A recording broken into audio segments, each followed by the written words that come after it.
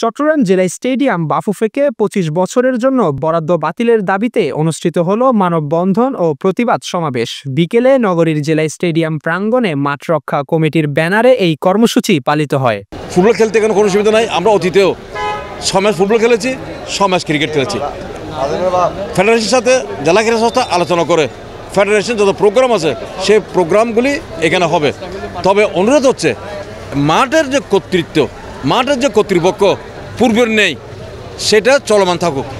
এটা হচ্ছে আমাদের মূল দাবি। বিভিন্ন খেলা আমাদের প্রায় ২৭টি ইভেন্ট এই মাঠে হয়ে থাকে।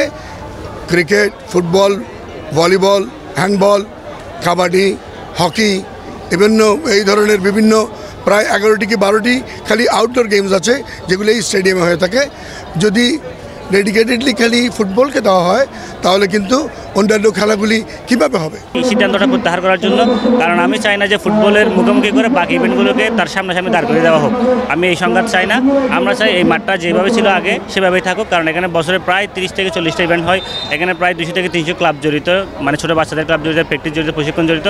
সেই সব কিছু যে চলে যাবে এটা আমি চাই না। নগরীতে সব ধরনের বড় ইভেন্ট আয়োজনের মূল স্থান চট্টগ্রাম জেলা স্টেডিয়াম বাফুফেকে কেবল ফুটবলের জন্য দিলে তা অন্য ইভেন্ট আয়োজনে হুমকির মুখে ফেলবে বলছেন খেলোয়াড় ও সংগঠকরা। স্টেডিয়ামটা সবাই, আমরা যাচ্ছি কারাতে যাবো, আমরা ক্রিকেট সব খেলায় অংশগ্রহণ যাতে করতে পারে, সবাই প্র্যাকটিস করতে পারে। যদি একজনকে দেওয়া হয় তাহলে বাকিরা কিন্তু সুযোগ পাচ্ছে না।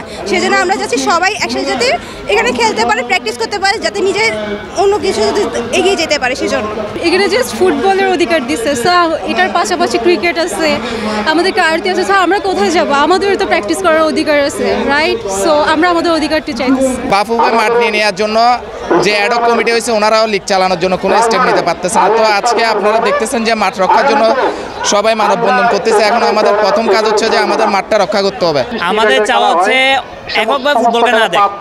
আমরা চাই সকল ইভেন্ট, মানে প্রত্যেকটা খেলা যাতে এই স্টেডিয়ামে সমভাবে হয়, আমরা চাচ্ছি এটা। একটাই অনুরোধ থাকবে ওনাদের প্রতি যে ওনারা যেন চট্টগ্রাম স্পোর্টসের স্বার্থে ব্যাপারটা পুনর্বিবেচনা করবে এবং এই মাঠটাকে যেন সব স্পোর্টসের জন্য এটা আবার আগের মতন মুক্ত করে দেবে। দাবি আদায় না হওয়া পর্যন্ত নানা কর্মসূচি পালন করা হবে বলে জানান মাঠ রক্ষা কমিটির সদস্যরা। Mahmudul Ashik, N sports.